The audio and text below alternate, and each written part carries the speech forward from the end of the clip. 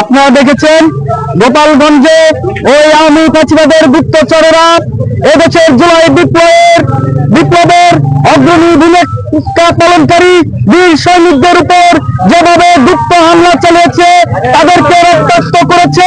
আপনারা দেখেছেন শুধু বিপ্লবী সৈনিকদের উপরে হামলা করেনি, এদেশের প্রশাসনের পুলিশ বাহিনী সেনাবাহিনীর উপর যেভাবে অতর্কিত হামলা চালিয়েছে, তার প্রতিবাদে বৈষম্য বিরোধী ছাত্র আন্দোলন কেন্দ্রীয় নির্দেশনা অনুযায়ী আজকে বৈষম্য বিরোধী ছাত্র আন্দোলন রাজবাড়ী জেলা শাখা এই ব্লকের কর্মসূচি পালন করছে।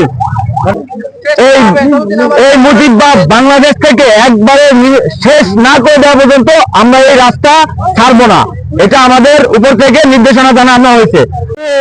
গোপালগঞ্জে আমাদের কেন্দ্রীয় বিপ্লবী তাদের উপর অতর্কিতভাবে হামলা চালানো হয়েছে এবং এর প্রতিবাদে আমাদের কেন্দ্রীয় নির্দেশনা অনুযায়ী আমরা সারা বাংলাদেশে ব্লকেট ঘোষণা পালন করতেছি। আমাদের কেন্দ্র থেকে নির্দেশ না দেওয়া পর্যন্ত আমাদের কর্মসূচি অনির্দিষ্টকালের জন্য আমরা পালন করে যাব।